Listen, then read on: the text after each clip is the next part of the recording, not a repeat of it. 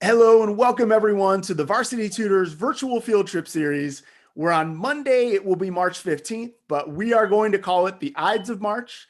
Why? Because when in Rome, you do as the Romans do, and we are live from Rome with archaeologist, historian, and TV host Darius Arya, who is standing at the exact spot where 2,065 years ago, Monday, Julius Caesar was assassinated. And so today we are going to explore who Julius Caesar was. We'll retrace the events of that fateful day, and then we'll talk about the legacy of Julius Caesar that continues on even thousands of years later. Now, before we get started, let's point out, while Julius Caesar might have been the most powerful man in the world or even in world history, arguably thanks to technology, you have more power at your fingertips than he ever had. So let's put it to use today. For one, we want to keep this really interactive. Darius is going to ask you some questions to find out what you know and think and have heard about Roman history and particularly Caesar. And we want you to ask questions. So use the chat box on the right. If you've got questions at any point during class, type them in the chat box there. And in the last few minutes, I'll interview Darius with your questions to get you some answers. Also, we've got all kinds of busts and paintings of Julius Caesar, but no actual photographs. So you've got at least one advantage that he never had. So let's use that.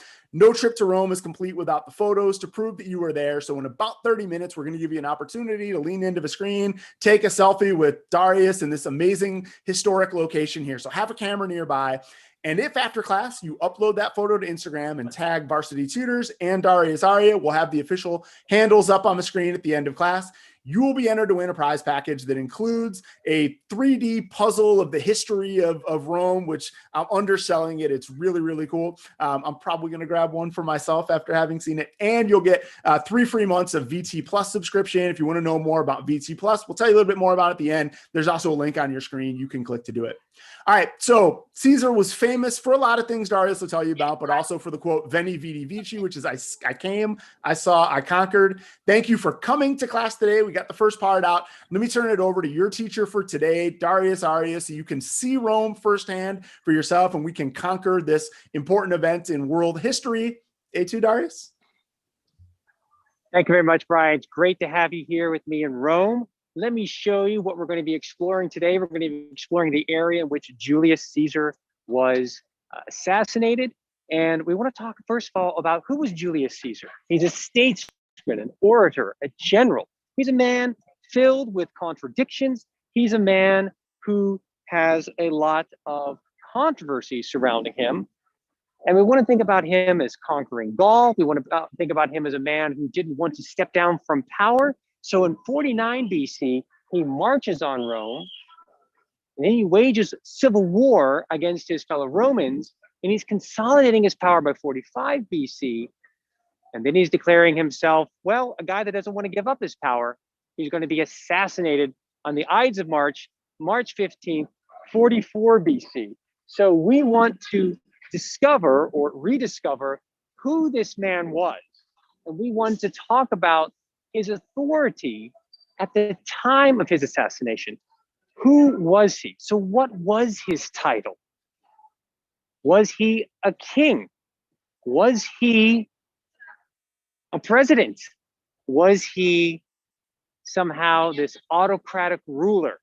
So he ends up calling himself the dictator perpetuus. And a dictator, a dictator in the Latin constitution and the military practice is to be the sole military authority. The power is invested in you by your fellow senators, and it's on the occasion of a military emergency. But he did not want to step down from power. So ultimately, he's going to call himself the perpetual dictator. Now, we know later on in history, dictator has a bad name. This is the time, for the first time in ancient Rome, it's getting a bad name. It's becoming a military purpose that's getting warped into something, extending the power of one man.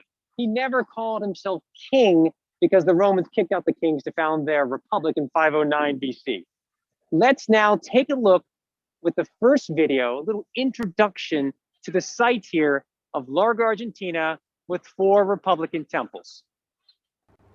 This is an extraordinary archaeological park that goes back to the Republican times, that goes back to the fall of the Republic and the time of Julius Caesar. And we can see here that it's all been excavated out. So the ground level is above us.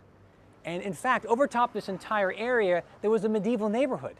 But it was slated for destruction in 1909, and the excavations took place in the 1920s. What a stupendous discovery they made. These 4 Republican temples, which includes the area where Julius Caesar himself was killed.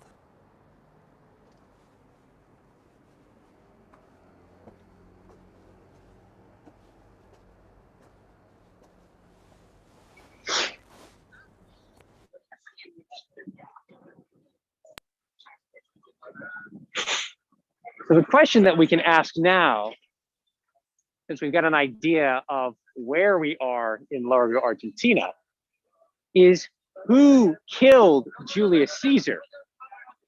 Now, was it the public that was upset with his decisions on ruling the city now as an autocrat? Was it a military coup? So people in the military who said, this general is abusing his power, we need to replace him, possibly with ourselves. Was it the politicians, his fellow senators, that didn't like the way that he was usurping more of the power of the Senate for himself and not taking them into consideration anymore as their peers? So we have these 3 kinds of constituencies, groups of people. What about members of his family? Again, was there jealousy? Was there revenge? Who do you think was ultimately responsible for killing Julius Caesar? And that's one of those big questions. But we do have ancient sources. We do have contemporaries that recorded the actual conspiracy that led to his death right over here in this archaeological park. So let's now take a look at 2 videos.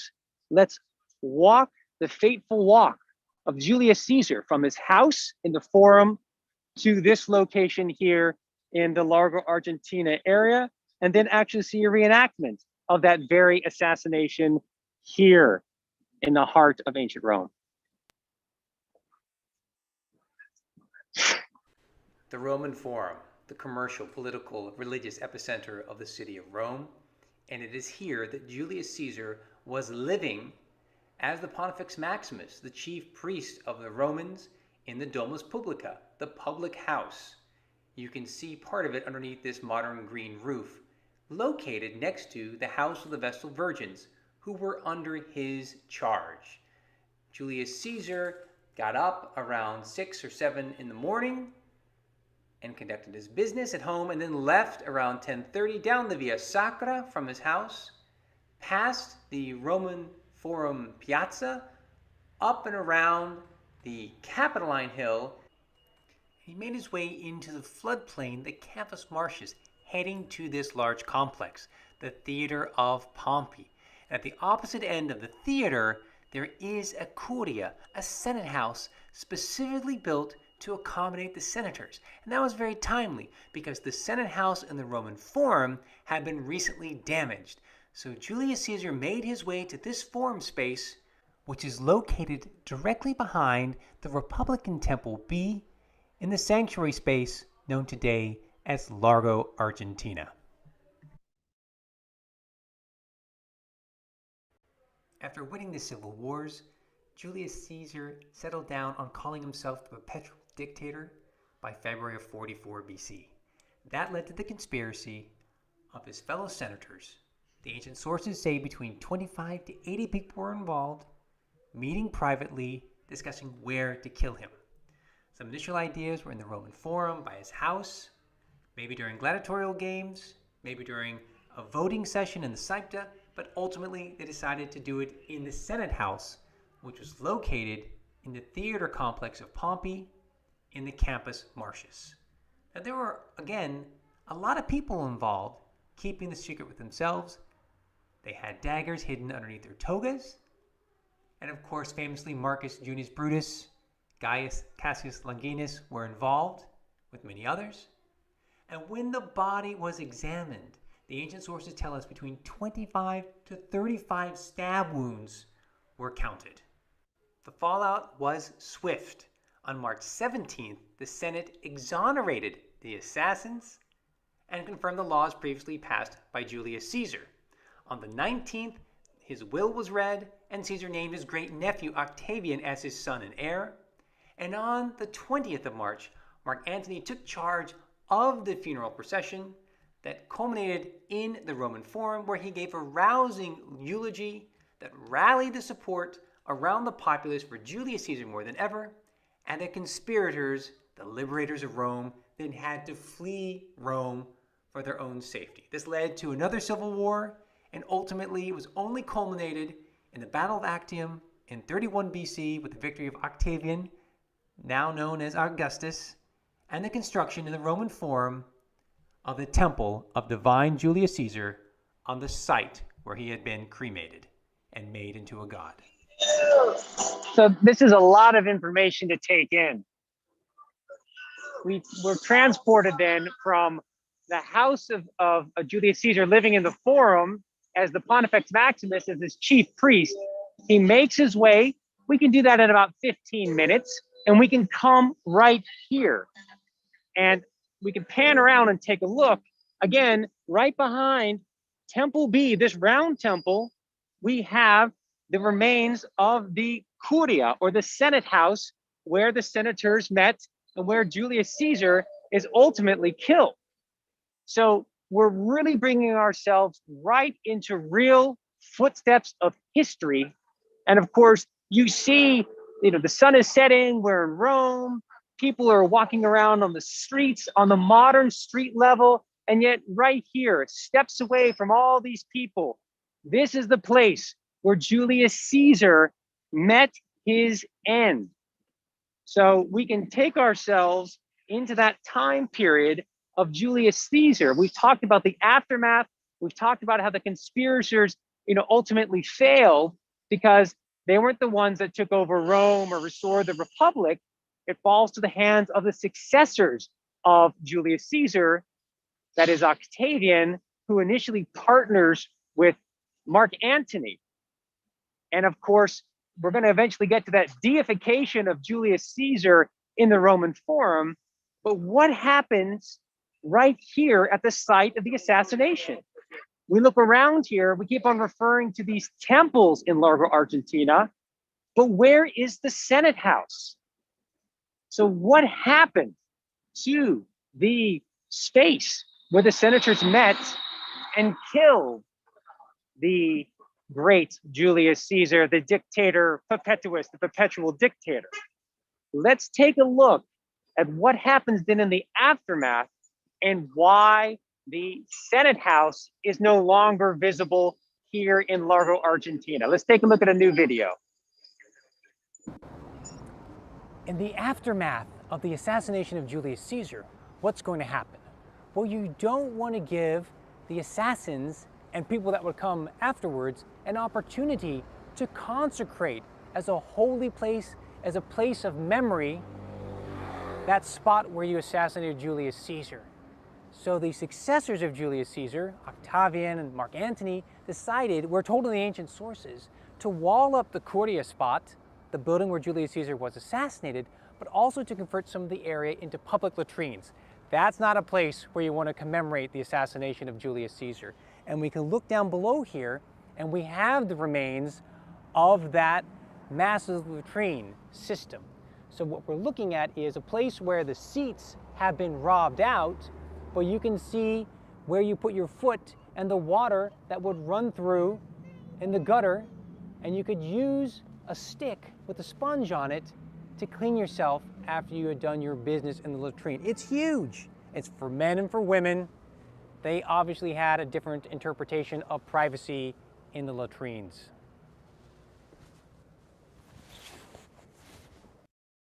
So we're back here and we can take a look right now live. We can see part of that toilet space right down below us here. So it's kind of ironic, but the idea is the toilet helps remove the idea of that area where Julius Caesar was killed. And if we come over here, I'm gonna walk over here. We have a toilet on one side of the Senate house, and a toilet on the other side of the Senate House. And then here we are. We're actually looking down these blocks. This area right here comprises that area where the Senate House was ultimately erased. It was removed. It was walled up. So the best way you can remove from memory the achievements of the conspirators is to physically suppress those places. So I think it's just, I mean, ironic, but it's just about as far away you can get from ennobling that act and that place of assassination on the part of the conspirators is to put public bathrooms. I mean, I think it was just a genius move on the part of Mark Antony and Octavian. But here we are. We know the location because history, the authors still perpetuated and remembered the act, the violence, and ultimately the demise of Julius Caesar. The final response, remove these spaces here and give him a temple on the place where he was cremated inside the Roman Forum. So now let's turn to the ways in which we think about Julius Caesar and the ways in which we celebrate him even today. I mean, think about Julius Caesar today and you can say, what does he have to do with me? How does he have an impact on my life? Well, Julius Caesar did many things. Julius Caesar affected legislation. He restructured debt in the city of Rome, but he also did things that come down to us today, like reforming the calendar. And such an important individual he was politically, in the religious area as well. He was the chief priest, that the month was named after him, July. So his name, Gaius Julius Caesar, his family name was then applied to the 5th month. You might not know that, but I don't think too many of you were born in the month of Quintilis. Maybe some of you were born in the month of Sextilis. It was renamed August after Augustus, the successor of Julius Caesar. So think about these two people related to one another who ultimately make complete the autocracy, the rule of emperor in the city of Rome. Hold on one second, we have an ambulance going by. You know we're in Rome.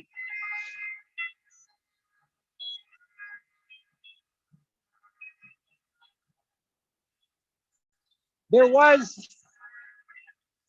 no ambulance per se for Julius Caesar when he died, but his body was put on a litter or a bier and carried by attendants and slaves to his home, where his body was prepared for his funeral.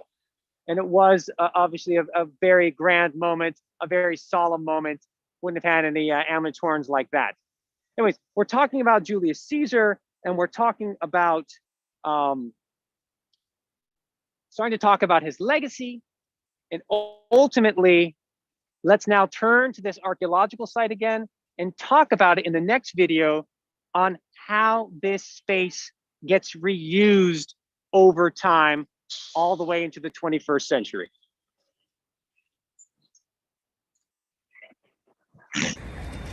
Incredible layers of history in the city of Rome. Right here, the road passes by atop the remains of the Senate House where Julius Caesar was killed.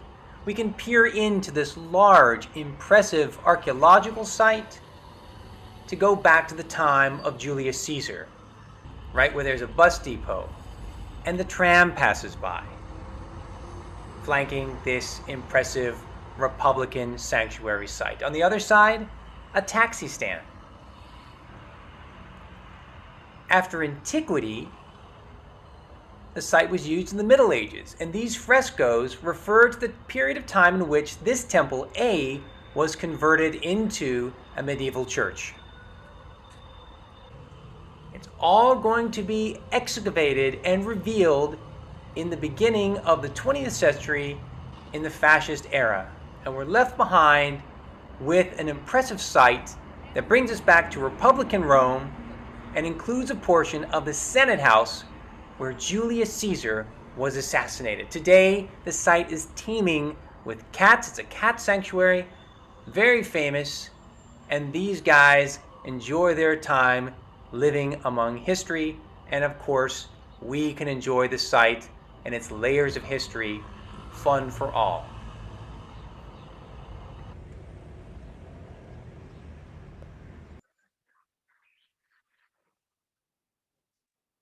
All right. And we're back. And we want to ask ourselves then, Julius Caesar, how do we sum him up? How do we assess? How do we judge a man that did so much for the state, also arguably was very corrupt and changed the whole meaning of the Commonwealth of Rome, the Republic? He was the villain.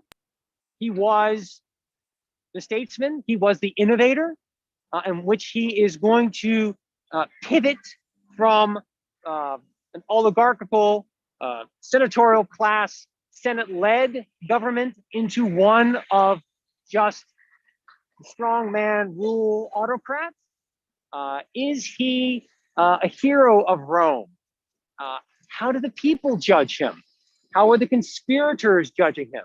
So in sum, it's really complicated. He was a complicated man. He was the greatest orator of his day. Even Cicero, the great lawyer, said as much. His texts, his Gallic wars, his civil wars, were then forever afterwards taught to school children. When you start Latin today, you oftentimes start with Julius Caesar. So he was a quintessential authority, orator, lawyer, with a very clear, concise language. It's a great way to learn Latin, and he gets so much out of his writings and his mindset. Then we pivot into his legislation. We pivot into him as a politician. This is a man that we will say is a late bloomer, right? He is no Alexander the Great achieving so much in his 20s. When he dies, he's 56, which is considered a rather old man by ancient standards. And he was on the verge. Just a couple of days later, he was going off to fight a war against the Parthians, to keep on conquering, to expand this empire, which is what his successors would do, like Augustus, like Trajan, like Septimius Severus. So he had really established something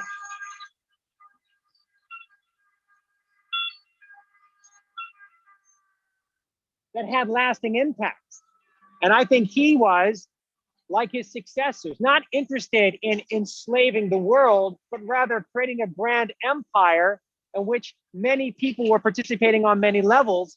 And when you look at the success of the Roman Empire, it wasn't because they were constantly fighting wars and conquering. It was because they created a system with laws in which people could ultimately thrive as part of that system. But he definitely subverted authority. He definitely should have stepped down in 49 BC, but instead he decided to march on the city with his private army. He's a person with many contrasts. So these are some of the ways in which we can think about this man who defeated his foes in a number of civil wars across the Mediterranean, but ultimately pardoned everyone after those wars. And his clemency, Clementia Caesaris, becomes legendary. So he brings himself to the Senate House right here without his bodyguards. He comes as a fellow senator, and he is struck down by people that he had by and large pardoned, by and large people that were dissatisfied with the way in which he was taking over all of politics and all the glory of Rome. And so they struck him down. I think we can just think about Julius Caesar in so many different ways in which he exerted his authority, he superseded his authority, and ways in which he did many good things for the Roman state, brought it glory, and brought it in a new direction, which was to go from republic to an empire that would last with quite a lot of success for hundreds and hundreds of years.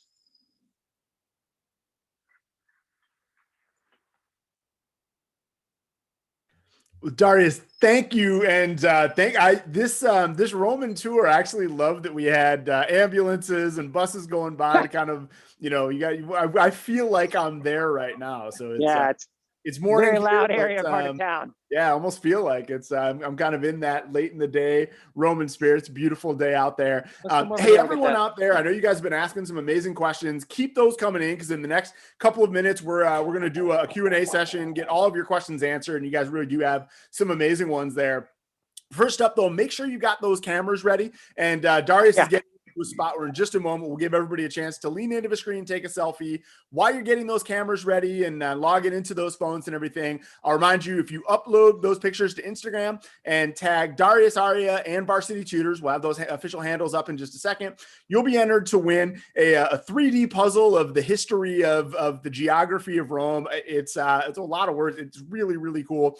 And 3 free months of VT Plus. You can click the link on your screen to learn more. If you don't win, that's all right. It's only $19 a month, and it's classes on anything you could ever want to learn about. So with that, get those smiles on. Darius, if you want to give them a countdown, or how do we say cheese in Italian? Here we go. We'll give it a countdown of 3, 3, 2. Got some musical accompaniment here. 3, 2, 1. Couple more. We're right behind. There's where Julius Caesar was killed, in the Senate House. Ok, con me, però sempre con me che facciamo selfie. Okay, right here.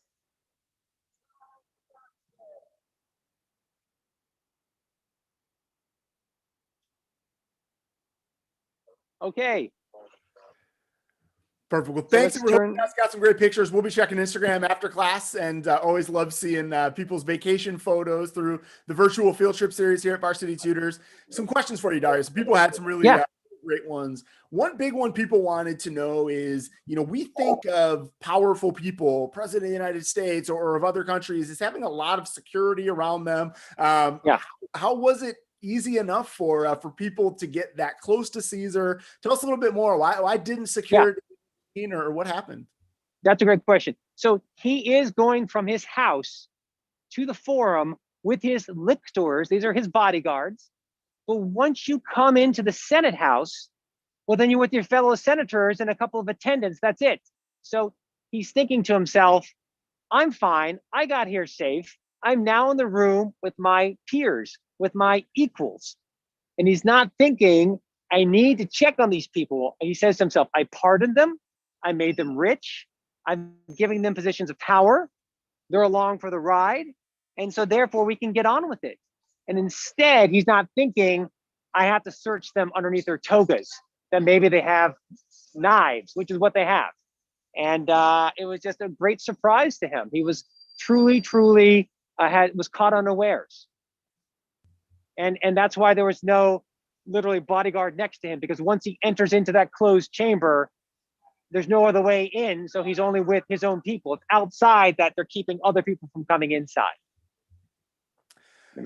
That's great to hear. It was insiders. It was it wasn't like he was insulated from the public, but it was the insiders that got to him. Just seems unexpected, right?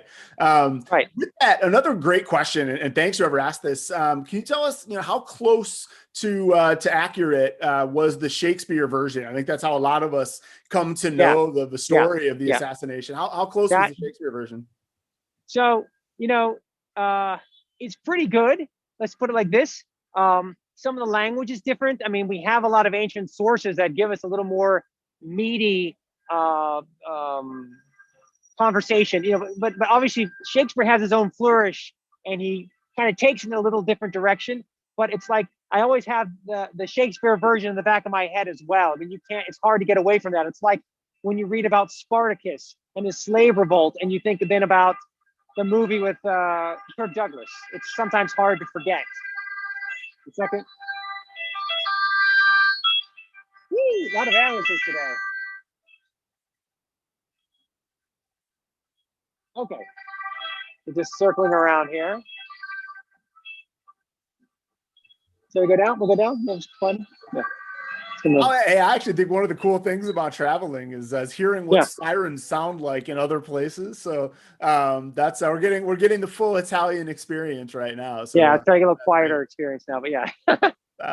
Hey, a couple other things people wanted to know, and if you've got more to talk about with Shakespeare's version, we can hit that too. But people just want to know a little bit about Julius Caesar himself. You know, what do we know about his family? How old was he when he died? Can you tell a little bit more about him? You know, not necessarily as a leader, but as a person. People really want to know. We know he grew up in a not so nice neighborhood called the Subura. His family was prominent at one time, so he had members that had become consul, but he himself didn't have a lot of money, so he didn't grow up with a silver spoon in his mouth, but he had that in his DNA. I'm coming from an old noble family that had won great victories and that had achieved, you know, members had gone into the Senate. So what he does is he uses his ability to speak. He's such a great orator. He can manipulate, he can convince people. So he uses his gift of the gab, as it were, to move himself into politics. He's very sharp, he's well spoken, and he's then therefore very respected. What he needs is a military charge to go off and make a name for himself. And he finally, through an agreement with two other people, Crassus, the richest man, and Pompey the great general of the day, with this three-man agreement, they can kind of run the Senate, and he gets himself a command and goes off to Gaul, and is so successful, basically, you know, does a lot of illegal wars to get a lot of wealth, then he doesn't want to give up his power afterwards. But when he dies, he is 56 years old. Again, 56 today, what is 50, the new 30? I don't know. So, you know, in his day, he would be considered a rather getting it to be an old man. Today, maybe you're not considered quite so old. But he was about to start a new war in the East against the Parthians, the big nemesis of the Romans to the East. So he was a man who is a late bloomer, but when he starts getting his military command in Gaul and through the civil wars, it turns out he's a brilliant general as well. Who knew? And is just a man that was unstoppable. And he had such respect from his troops. He was one of them. He rode longer, he fought harder, he had their complete loyalty, and that is why they followed him to march on Rome. It's not always the case for every ruler of Rome, but this guy had earned the respect of his fellow soldiers. That's great background. We think of, you know, the history of the Roman Empire was so long, and sort of, you know, why does Caesar stand out? I think you mentioned he combined so many different types of leadership and you know, really consolidated it. One other great question you mentioned as part of that answer, the alliance with Pompey. What someone wanted to know, sort of, what was the genesis of the falling out with Pompey, and it was sort of the irony that you know, he fell at the statue of Pompey. What's a little bit more so about it's a number of things. One thing is that, as is often the case with alliances politically in the ancient world, you had marriage alliances. So you know, Pompey is married to the daughter of Julius Caesar, who ultimately does die. So that's the end of that particular marriage alliance. But you know, when it comes down to it, is Crassus had earlier gone off to wage war on the East against the Parthians, and he got slaughtered with his troops. This needed to be avenged. That's why Julius Caesar was going to go fight a war in the East. Ultimately, it was his successor, Augustus, who is going to go fight a war in the East against the Parthians. But when Crassus is gone, that's the end of the triumvirate. You only have two guys left. And at that point is, who's it going to be? And everyone's saying, who's it going to be? Is it going to be Julius Caesar? Is it going to be Pompey? Julius Caesar, the late bloomer, or Pompey, who was in his 20s, a new Alexander the Great, a successful general, a man who had so much clout and wealth. So the idea for a long time was, there's no way that Julius Caesar can match what Pompey has achieved. But it turns out, when there's the civil wars after Julius Caesar marches on the city, Pompey has to flee and reorganize in Greece. It's then very quickly obvious that Julius Caesar is the better general. And Pompey, in the end, he didn't actually, in the end, come down to a head-to-head one-on-one with Julius Caesar, because when he was getting some support in Alexandria in Egypt, he got his head chopped off. And that was the end of Pompey the Great. whose head was presented to Julius Caesar. And the fighting went on from there. But ultimately, no one was close to the general that Pompey was. But it was a pretty awful ending for Pompey the Great. The irony, as somebody alluded to in the question, is that when Julius Caesar is struck down, whose statue is inside the Senate House? Pompey, because Pompey built that. And Julius Caesar was supposed to be a nice guy. He didn't have his statue removed. He kept it there out of respect. So the irony is Julius Caesar is dying at the base of the statue of Pompey, his rival. It's pretty amazing history. It's no wonder Shakespeare saw, one of the great storytellers of all time, saw so much in that era of history. There's just so many, rivalries and triumphs and, all those things going on. So that's pretty amazing. Hey, one other bit, I think, we've had a lot of different questions about, was Caesar alive during this, or, was Caesar responsible for that? There's so much ancient Roman history, or history of the Roman Empire. Can you situate us in context a little bit about where Caesar was in relation to things that folks probably know a decent amount about, whether it's things like the Colosseum or the famous aqueducts, right. or the expansion of the territories. Kind of where does Caesar fit in that long history? Yeah, so when we talk about Julius Caesar, we are talking about the end of the Republic. So we go, the kings of Rome are going to be ruling from 753, the foundation of Rome, to 509. Then we have the Republic, 509, 400, 300, you conquer the peninsula of Italy. Then you go against the Carthaginians, 260s to 149. And by then you've conquered most of the Mediterranean, Spain, some parts of Greece. And then we have the last 100 years of the Republic from say 146 to 44, right? And that's when it's really about, there's so much wealth coming into the city, so many slaves, so much building is taking place that then these generals are like, wow, I can be really the person that dominates politics. So there's Marius in 100, and then there's Sulla in the 80s, and then there's Pompey the Great in the 60s, and then it's Julius Caesar. So what's happening then is, when is everything great being built?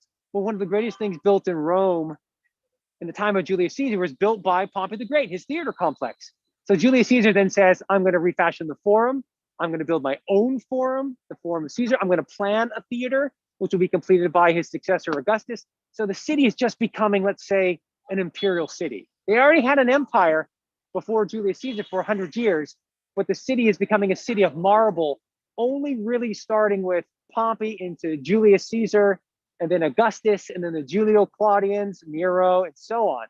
So he's just on that verge of really bringing a lot of materials and gold like never before to build incredible buildings, temples. Just the lavishness is really scaling up with Julius Caesar and onward. But Julius Caesar didn't have many years to start his projects and complete them. They're completed by his successor, Augustus. So he was kind of cut down too soon. We don't know what Rome would have become under Julius Caesar. It was finished, let's say, by Augustus. Isn't that the story of history? Some of our greatest leaders, we never got to see the full extent of what they would have done, or your most powerful leaders, Lincoln and others like that, Caesar. That is kind of a fascinating, what if he had 10, 20, 30 more years, something like that. Hey, you've alluded a lot to his legacy, even, including a lot of his legacy was fulfilled by his successors. I think we all use Caesar's, phrases or kind of refer to him more often than we realize. I mentioned in the beginning, I saw it conquered. The phrase crossing the Rubicon comes up a lot. So can you tell us? The die has been cast. Those? Yes. So Romans are like us. They're superstitious. Weird things happen. You want to take it as a sign. You want to read into it. So he crossing the Rubicon was basically a natural boundary line within the city of Rome. Within Italy, it says, I'm now entering into this area of Italy, whereas before he's out with his troops. So when he crosses over this particular little river, it means he's doing something illegal. He should have come across that river as a private citizen and left his army behind. By crossing the Rubicon, he's declaring war on Rome. That's number one. The die is cast. Well, he's simply saying, well, they used to play dice all the time. You roll the die and each different number configuration was associated with a different divinity. His divinity, patron goddess, was Venus. because his family was descended from Venus. That's the legend. And so the die is cast is like, well, this is it. I mean, this is what I decided to do. This is my fate. We'll see if, fate, fortune smiles upon me or not. When he does his triumphs, you usually have big billboards, paintings that you carry in your procession, along with the spoils of war and captive princes and princesses and kings and queens. But you also had slogans. So one of his favorite slogans is, I came, I saw, I conquered. Winnie Winnie Wiki, short, sweet, to the point. And that's what Julius Caesar was. When he fought his wars, he usually traveled at such a great speed that no other army could match his speed. He himself was an expert rider. So he really pushed the envelope of how fast you could get to a place. If it takes you 5 days, he'd get there in 2. And everyone was, how is this possible? So everyone knew what he was referring to. I came, I saw, I conquered. Truly an astounding individual. And, Rome wasn't, let's say, blessed with such strong leadership as a Julius Caesar. For every Julius Caesar, there's, a Caligula and a Tiberius. So in many ways, he moved Rome forward and that empire forward. Thank you. Yeah, there's so many different ways that we refer to him without necessarily knowing it. So thank you. I think as we hear those phrases in in media and in pop culture, as we use them ourselves without necessarily knowing, recognize, like with the month of July, we give a nod to Caesar more often than we'd realize. Which leads me to one question. This is one of my favorite fun ones. So thanks to everyone here. Are there any Little Caesars pizza in Rome? No, we don't have those. And we don't even have Caesar salads over here. It's just, no. But I have met more than one Cesare. So Cesare is the Italian version of Caesar. I don't think I've ever met anybody named Caesar in America. But over here, I've met more than one Cesare. It's a pretty common name. Which kind of leads me, maybe we'll end on this question. We had a lot of questions. Kind of, threw it out to the crowd too. How do we remember history? How do we remember Caesar? Can you tell us a little bit? So, we're in the U.S. and I think most of the world, we're fascinated with Roman history, and we've got Little Caesar's Pizza, Caesar's Palace, all those kinds of things. How do people in Italy? We saw, hey, this famous scene, and people are walking right past you right now on their way to the bus stop, or to check out the cats and those kind of things. How do Italians feel about Julius Caesar, about the Roman Empire? Can you just tell us a little bit about how the locals feel about all this history? I think there's a great amount of pride. Both my daughters were born in Rome. They're Italian and American, and it's great to feel they're connected to this history. You see this history on a daily basis when you live in a city, not just in Rome, but all throughout Europe. You're seeing ancient history all the time, and I think there's a certain amount of pride about that. But they do also study quite a bit, so they understand the shortcomings of a Julius Caesar.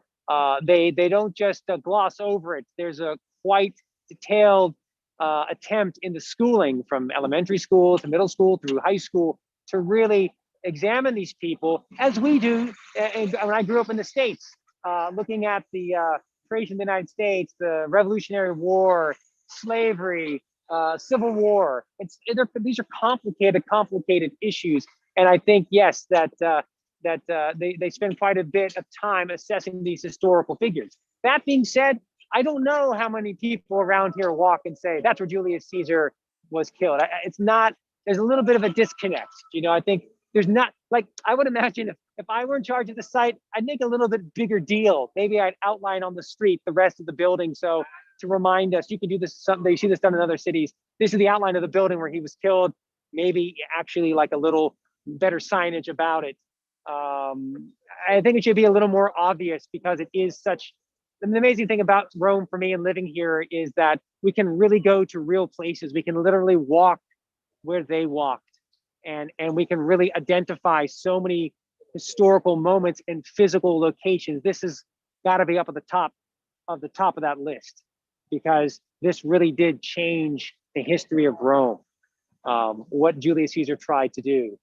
The Republic didn't come back. We're going to have the Principate. We're going to have what we call the Emperor.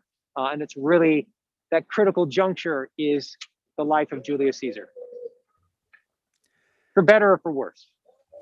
Well, thank you. That's, I think it's, we think about all the things we can attribute to Caesar, maybe another one that he didn't necessarily say, but it is interesting how life goes on. That's, 2065 years ago, that was, the most important event in the world for, over decades, centuries. It happened right there. And now a lot of people are walking by and they're just on their way to get a cup of coffee or, take the kids to school, whatever it might be. So it's kind of a reminder we're constantly living history. And, you kind of need to know where to look. And that's why it's great to have experts like Darius Arya. How many people walk by today had no idea the historical significance. My pleasure. Thanks to Darius, we do. So huge thanks, Darius, as always. This was a lot of fun. It's great to kind of see the sunset on Rome as it sets on our class. Huge thanks to all of you for all of your questions and participation. We look forward to seeing your photos and everything. And with that on the way out, let me show you how you can enter to win. So